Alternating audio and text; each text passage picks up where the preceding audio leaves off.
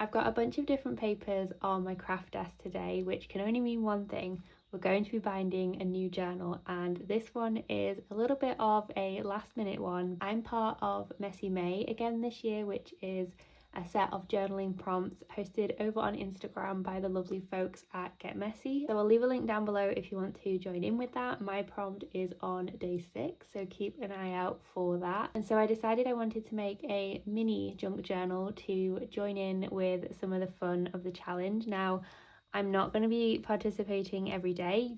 We know what it's like with junk journal challenges and me. However, I can't resist having a go and just joining in with some of the prompts. So I'm going to just sort of use them to dip in and out of to see what takes my fancy, what takes my interest in terms of the different prompts each day.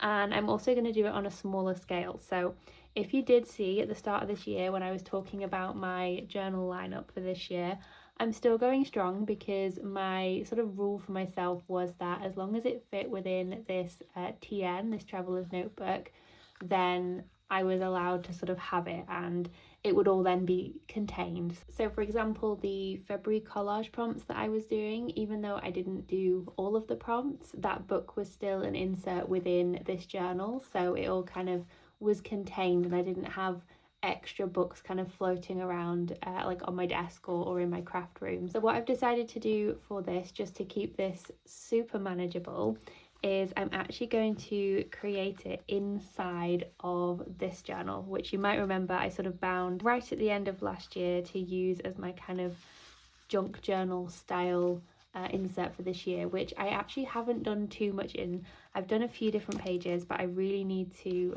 make some time to work in this. I did a video where I was sort of adding bits and pieces to this. So this journal is sort of a trifold in that it folds out like this, and then there is this belly band sort of situation going on in the center, and it has this little wallet tucked inside, little photo wallet. And I figured, why not make this my little mini junk journal so that I can sort of tuck it in here, add it into this journal. It's all still contained within my main journal, but just that way then it's encouraging me to work on like a smaller format as well. This is around about 5.5 inches by 4 inches, so it's not that big at all, and I think this will be the perfect fit. Now there's two ways I could do this. I could either bind straight into the cover itself and then use these areas as pockets, or I could bind and insert separately and then tuck into each of the pockets like the first page, which I'm kind of tempted to do because that way then I can sort of decorate the cover eventually and almost have this as sort of like a switch out of sort of mini inserts, just so that way then I can continue to reuse it and have it sort of tucked inside here. So if I do a couple of other mini projects throughout the year, then I can have them tucked all within one place. I think that might be the route that I go down, just so that I can have this be, something that's reusable. So however I end up decorating it, I can kind of get the most use out of it almost. So let's do that. So like I said, I've got a bunch of different papers. I literally went through my stash and picked out so many different papers, and way more than I'm gonna need for this journal, but you know how it goes. You just want to give yourself choice. So I literally have all these different pieces, and I just sort of went and picked a range of different things, like all sorts of patterns and textures and colors. So I've got vellum, I've got book pages, I've got tea stained papers, I've got brown paper. Of course, you can't have a journal without brown paper. So I think the first thing I'm gonna do is just let's work out how big I need the sort of base pages to be, and then I'm just gonna sort of get a bit of a template. So yeah, so this piece here is roughly around about right to use as my template. So this is sort of A6 size that I've just torn up. So I'm just gonna fold this in half just so we can get an idea. So this way then it doesn't peek out the sides, and it gives me a little bit of wiggle room there at the top and the bottom. So the idea would be that this would sort of fit and slot into here. when the journal is bound. So this would hide the binding, of course. So having this as my template, I'm just going to go ahead and grab some of these other pieces of paper, and I'm just going to roughly sort of fold them to size. So I'm just going to eyeball it and sort of roughly see where I want these to be, because I think I might do some pages that are slightly smaller than this base layer, but I think this piece here, it's a piece of, it's like scrapbook paper, but it's not as thick, like it's not a really thick card. So I think actually this might be really nice as the sort of outer layer, like the inner cover almost, that's going to go inside of here. So we're not going to see this, because I could go, well, I suppose I could either do it this way, or I could, if I do it this way maybe, then I can leave this blank for now and I don't have to decorate that cover just yet.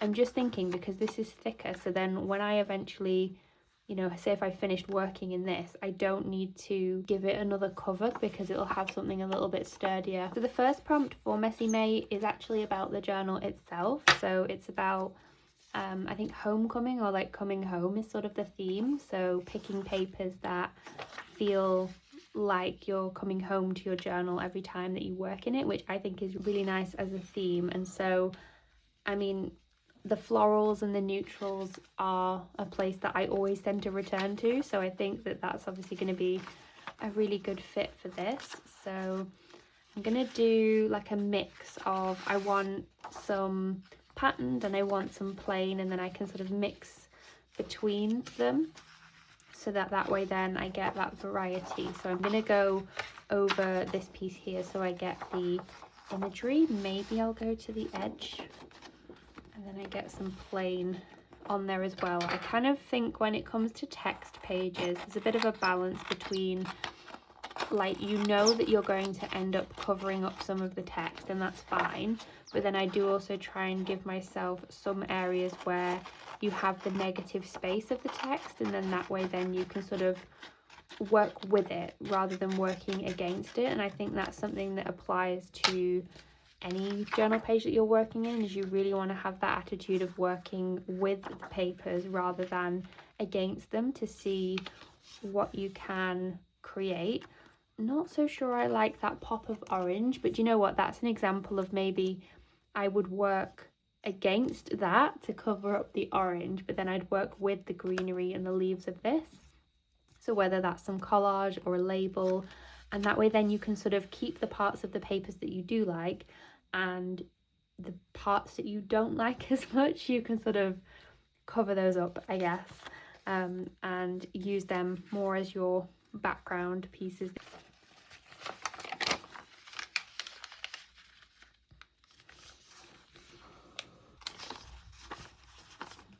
I also have an envelope, which I thought could be a good way to include a pocket or like some sort of interactive element on this as well. So I'm just going to take the bottom of this, and then I can fold it in half and use that as a page, see what that looks like. I'll have to seal up the edge, because obviously that will be open once I cut down the edge of this.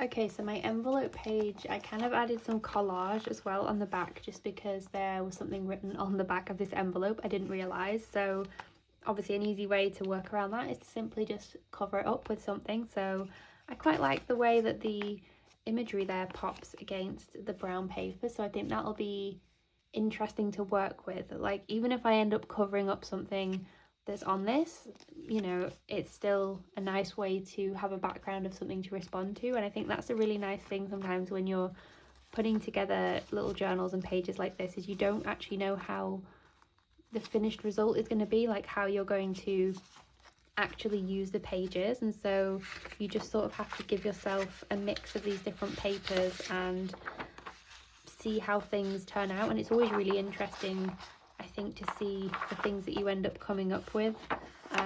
You know, I didn't anticipate on, for example, having a page that would have half of an image, but because I needed to cover something up, that's kind of how it's turned out. So I guess again, it's that thing of working with what you've got rather than against it, and sort of, you know, I could have just gone, oh well, the brown paper wasn't how I wanted it, therefore I'm not going to use it. But instead I turned it into a different sort of page, and that's going to unlock something else that I'll end up creating on that page when I work on it. And it's always that thing of, once the ball starts rolling with making, that's when you can sort of come across all these different ideas, I guess, and things that you try out. And it's just that thing of having fun with your supplies and things that you create.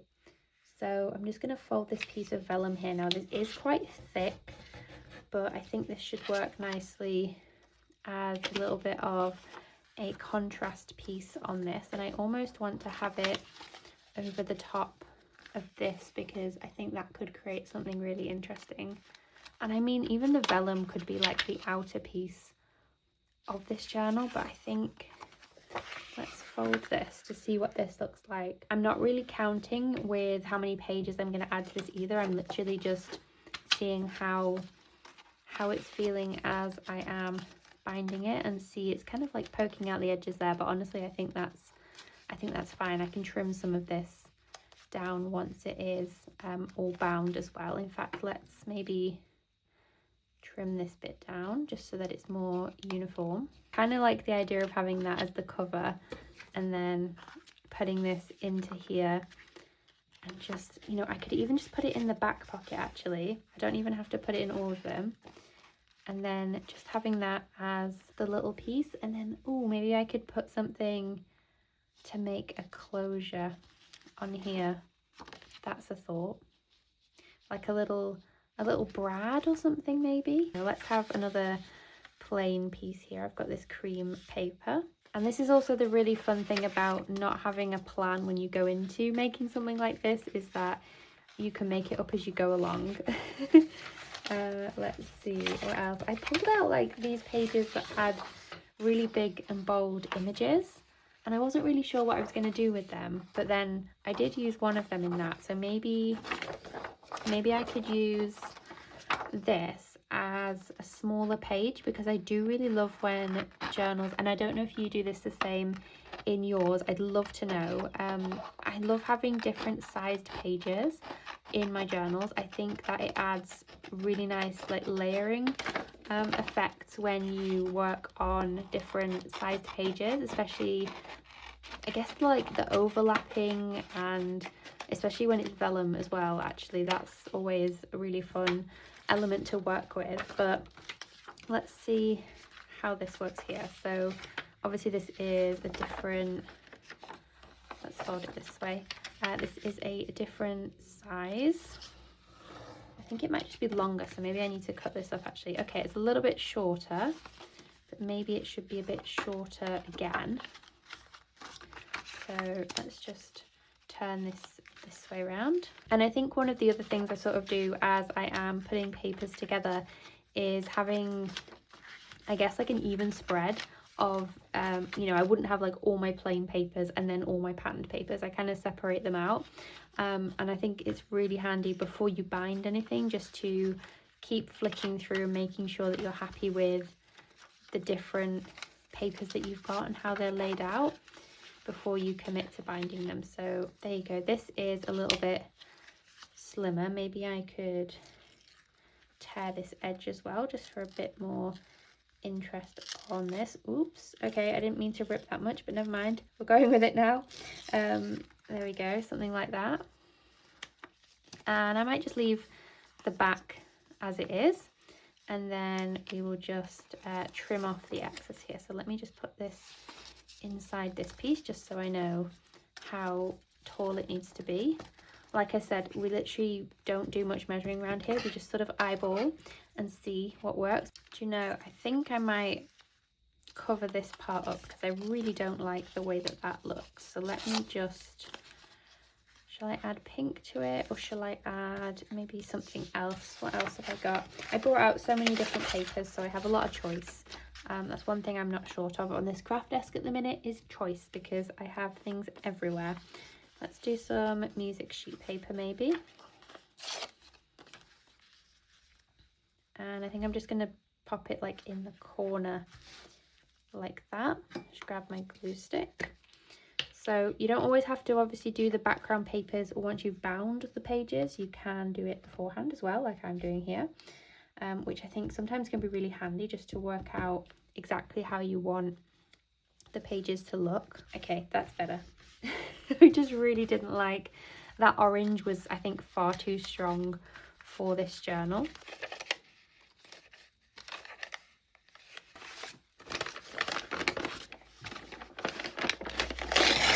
Okay, I think we need some brown paper because we haven't got, apart from the envelope, too much of that going on. So maybe some of that towards the center here. And I think I'm just going to use the rough edges of this piece here. So let's just go for about there. And then I'll just tear this. See, it's easy as that. Page is like the furthest from perfect you could possibly ever have, I think, in a junk journal, and that is what makes it a perfect fit. You can have ripped edges against the straighter edges there, and I think that just gives a really nice effect. So I think that is just about enough pages. I don't think we need any more than that, so let's go ahead and bind this. So I'm just going to grab a clip for this so the pages don't move around as I'm doing this. And then I'm just going to grab a needle and some thread and roughly measure out how much I need.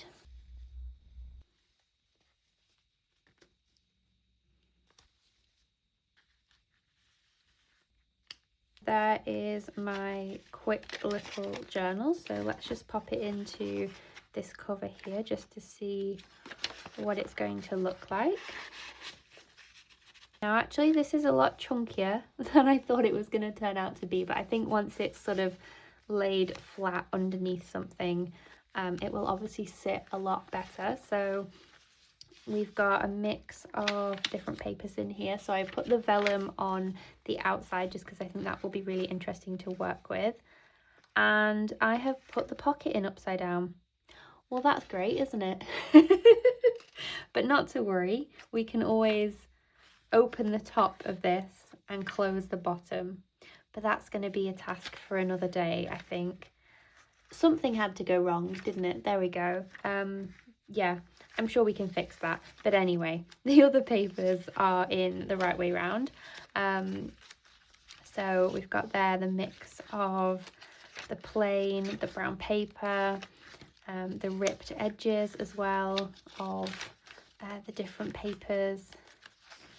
See there, yeah, some more tea stained papers, all that mix of different things.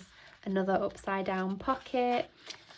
I mean, to be fair, this one isn't as bad because I can just maybe close this bottom part here and then it becomes a side pocket. So that one's not too bad. In fact, let's grab some masking tape. We can do a quick little fix of this one. Straighter edge here. Oh, things are just going from bad to worse. Now I've got tape everywhere. Oh dear. There we go. So just a little bit of ripped masking tape there, which adds to the scrappy feel of this anyway. So we're not sort of off the mark with that. And that way then, okay, we have gone from bad to worse. I've stuck one of the pages together. Hold on, I can save this. Oh my goodness. Wow. This is not going well, is it, guys? Please hold.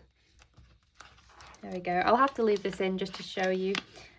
Oh my goodness. There we go. Right. Okay. Taping the pages together was not the plan. There we go. Right. Tape that together. There we go. Now we've got a bit of a pocket going on here. That's what we wanted. There we go. So at least I've got a side pocket here.